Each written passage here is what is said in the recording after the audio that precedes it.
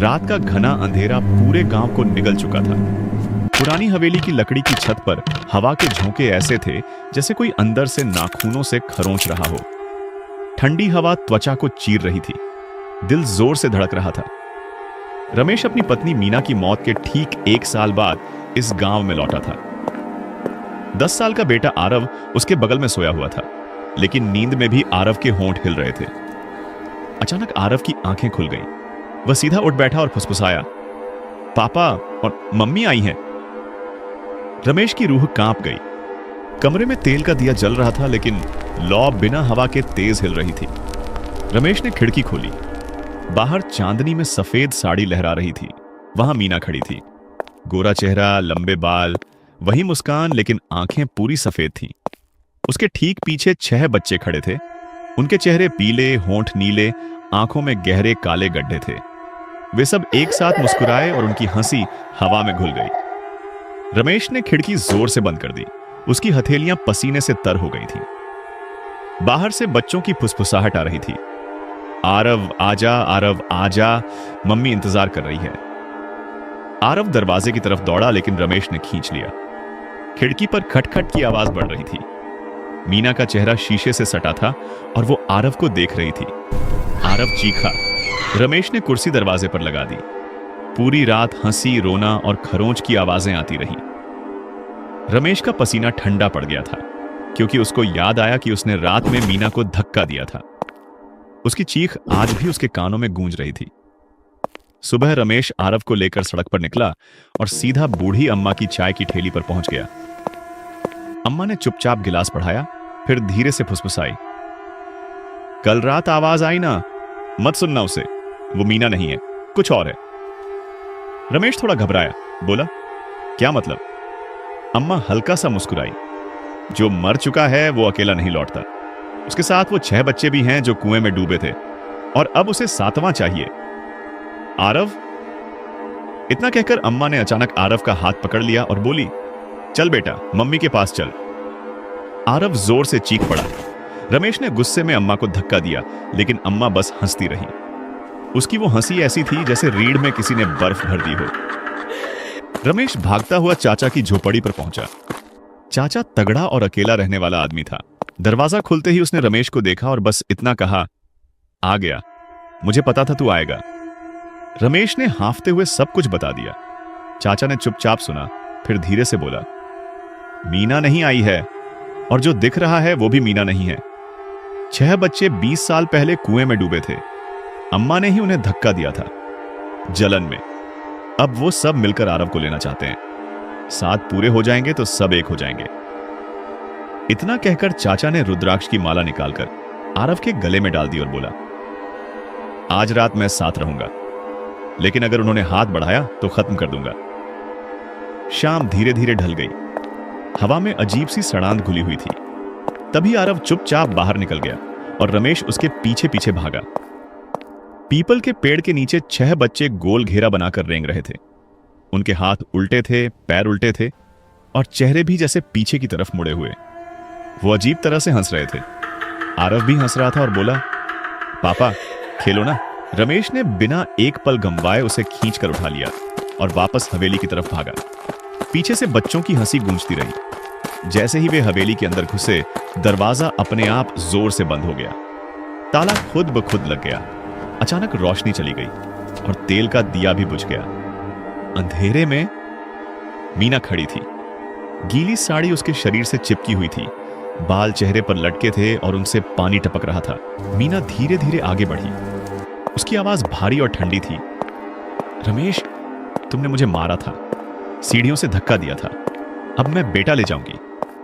आरव की आंखें अचानक पूरी काली हो गईं। वह मुस्कुराया और बोला, पापा, मुझे मम्मी के साथ जाना है। रमेश जोर से चीखा। उसी वक्त दरवाजा धड़ाम से टूटा। चाचा अंदर घुसा, हाथ में लोहे की रॉड और माला थी। आते ही वह जोर से मंत्र जपने लगा। मीना हंस पड़ी। उसकी हंसी के साथ दीवारें कांपने लगीं। अचानक दीवारों से 6 बच्चे निकल आए, रेंगते हुए। उनकी उंगलियां असामान्य रूप से लंबी थीं, नाखून काले और मुड़े हुए। वे जमीन पर घिसटते हुए आगे बढ़ रहे थे। एक बच्चे ने झटके से चाचा का पैर पकड़ लिया। चाचा ने पूरी ताकत से लात मारी। बच्चा चीखा। उसकी आवाज बिल्कुल कुएं की गहराई से आती गूंज जैसी थी। तभी अम्मा अचानक दरवाजे पर दिखाई दी। उसके हाथ में ताबीज था और वह धीमे धीमे हंस रही थी। चाचा गुस्से से चिल्लाया, अम्मा, तू हत्यारिन है। अम्मा की आंखें चमक उठीं। वह बोली, हां, मैंने ही उन्हें धकेला था। जलन थी मुझे, और अब मीना मेरी मदद कर रही है।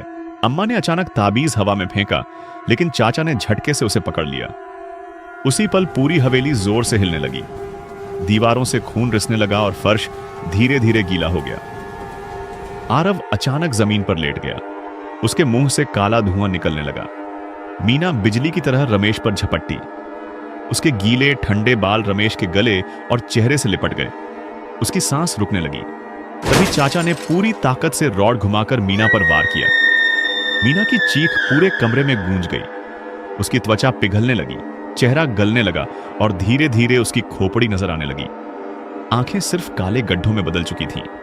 छहों बच्चे एक साथ चीख पड़े। उनकी आवाजें मिलकर ऐसा भयानक रोना बन गईं जो पूरे गांव में गूंज उठा। अम्मा के दांत अचानक लंबे हो गए, आंखें लाल चमकने लगीं। वह चीखी, बचोगे नहीं। उसी समय पड़ोसी रामू मदद के लिए दौड़ता हुआ अंदर घुसा, लेकिन जैसे ही उसने कदम रखा, एक बच्चे ने उसका पैर पकड़ लिया। रामू जोर से चीखा और जमीन पर गिर पड़ा। देखते ही देखते उसका चेहरा पीला पड़ गया, बाल सफेद हो गए। बच्चे उसे घसीटते हुए अंधेरे में ले गए और बस उसकी चीख हवा में रह गई। रमेश ने कांपते हाथों से आरव को गोद में उठा लिया। रमेश आरव को लेकर भागा। पीछे चाचा अम्मा को पकड़े हुए था, लेकिन अम्मा अब बदल चुकी थी और जोर जोर से चीख रही थी। बाहर सड़क सुनसान थी और हर दरवाजा बंद था। रमेश जीप तक पहुंचा और स्टार्ट करने की कोशिश की, लेकिन इंजन ने साथ नहीं दिया। तभी उसने देखा पीछे मीना बैठी थी और उसके साथ 6 बच्चे मुस्कुरा रहे थे। मीना बोली, चलो घर। अचानक जीप खुद स्टार्ट हो गई। रमेश ने ब्रेक दबाया, लेकिन ब्रेक फेल थे और गाड़ी सीधे कुएं की तरफ दौड़ने लगी। रमेश चीख रहा था। उसने आरव को कसकर पकड़ रखा था। खिड़कियों से बच्चों के हाथ अंदर आ रहे थे, वे दोनों को खींच रहे थे। रमेश उन्हें लगातार मार रहा था। जीप कुएं के पास आकर रुक गई और दोनों बाहर निकले। और तभी कुएं से 7 हाथ एक साथ बाहर निकले। कुएं से जो हाथ निकले थे वो सिर्फ मीना के नहीं थे, वे 6 बच्चों के, अम्मा के और चाचा के थे, और सब मुस्कुरा रहे थे। आरव ने भी धीरे से अपना हाथ बढ़ा दिया। रमेश घबरा गया, उसकी आवाज कांप गई, नहीं बेटा, मत कर। लेकिन आरव मुस्कुराया जैसे सब ठीक हो और बोला, पापा, अब हम हमेशा साथ रहेंगे। तभी रमेश को महसूस हुआ कि उसके पैर किसी ने पकड़ लिए हैं। और तभी अचानक मीना की आवाज आई, बिल्कुल पास से, आ जाओ, तुम भी परिवार में आ जाओ। रमेश चीखता रहा, जमीन पकड़ने की कोशिश करता रहा, लेकिन उसका शरीर धीरे धीरे घिसटता हुआ कुएं की तरफ चला गया और फिर वह अंदर गिर गया। पानी बहुत ठंडा था और गहरा था। किसी ने उसके बाल पकड़ लिए, किसी ने हाथ। वह छूटने की कोशिश करता रहा। रमेश चीखना चाहता था, लेकिन मुंह में पानी भर गया, काला गाढ़ा पानी, जैसे अंधेरा पिघलकर तरल बन गया हो। तभी उसने देखा कुएं की दीवारों से 6 चेहरे चिपके हुए थे। बच्चों के चेहरे, पीले नीले होंठ, आंखों की जगह काले गड्ढे, लेकिन मुस्कान कान तक फैली हुई, और उन गड्ढों के भीतर लाल धधकती रोशनी। फिर मीना दिखाई दी, ऊपर से उतरती हुई, गीली साड़ी, बिखरे बाल, पानी टपकता हुआ, लेकिन वो डूब नहीं रही थी, पानी पर चल रही थी। उसका चेहरा रमेश के बिल्कुल पास आ गया, वही चेहरा जिसे उसने 10 साल प्यार किया था, पर अब उन आंखों में सिर्फ भूख थी। रमेश, उसकी आवाज कुएं में गूंज गई, तुमने मुझे सीढ़ियों से धक्का दिया था, याद है? मैंने तुम्हारी आंखों में देखा था, एक पल के लिए भी तुम्हारे हाथ नहीं कांपे थे। रमेश का दिल जैसे थम गया, क्योंकि यह सच था, अब परिवार पूरा होगा। मीना मुस्कुराई, उसके काले नुकीले दांत चमक उठे। उसी वक्त ऊपर से आवाज आई, पापा, आरव। रमेश ने ऊपर देखा, आरव किनारे पर खड़ा था, हंस रहा था। उसकी आंखें अभी सामान्य थीं, अभी भी उसका बेटा वहीं था। रमेश के अंदर कुछ टूट गया और कुछ जाग गया। नहीं, आज नहीं। उसने पूरी ताकत लगाई, नीचे से पकड़े हाथ कस गए, लेकिन उसने लात मारी, 1 बार, 2 बार, 3 बार। कुएं में गूंजती चीख उठी, बच्चे की, गहरी, खोखली, हाथ डीले पड़े। रमेश ऊपर तैरा, मीना चीखी, उसके बाल पानी में फैल गए। पैरों में लिपटने की कोशिश की, पर इस बार रमेश नहीं रुका। उसका हाथ किनारे की ईंट से टकराया। उसने पकड़ा, खींचा और बाहर निकल आया। कुएं के किनारे गिर पड़ा, हांफता हुआ, पानी उगलता हुआ। आरव सामने खड़ा था। पापा वापस आ गए? उसकी आवाज में कुछ अजीब था। रमेश ने ध्यान से देखा। आंखों के किनारों से काला रंग फैल रहा था, धीरे धीरे। नहीं, रमेश फुसफुसाया। उसने आरव को कसकर पकड़ लिया। तू मेरे साथ है, तू कहीं नहीं जाएगा, मम्मी बुला रही है, आरव ने मुस्कुराकर कहा। कुएं से फिर हाथ निकले। 6, 7, 8। रमेश ने सोचा भी नहीं, आरव को उठाया और भागा। पूरा गांव सुनसान था, दरवाजे बंद, खिड़कियां बंद, लेकिन हर खिड़की के पीछे आंखें थीं, पीली, लाल, काली, सब देख रही थीं। पीपल का पेड़ पार किया, मंदिर दिखा। रमेश सीधे अंदर घुस गया। अंदर दिया जल रहा था। उसने आरव को फर्श पर बैठाया। अब उसकी आंखें आधी काली हो चुकी थीं। मेरी आवाज सुन, रमेश रो पड़ा। मैंने गलती की, बहुत बड़ी, लेकिन तू मेरा बेटा है, तू वहां नहीं जाएगा। आरव ने आंखें बंद कर ली।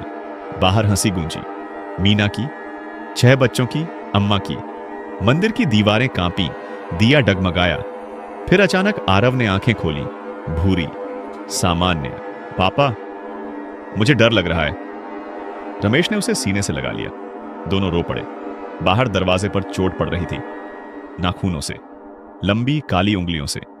लेकिन मंदिर का दरवाजा नहीं खुला। पूरी रात। सुबह पहली किरण आई तो बाहर सन्नाटा था। रमेश ने दरवाजा खोला। गांव खाली पड़ा था। वो कुएं के पास गया, झांक कर देखा। नीचे पानी में 7 चेहरे थे, मीना और 6 बच्चे मुस्कुरा रहे थे, और उनके साथ अम्मा, चाचा, रामू। रमेश ने आरव का हाथ पकड़ा और मुड़ गया, लेकिन जाते जाते उसने सुना, रमेश, हम इंतजार करेंगे।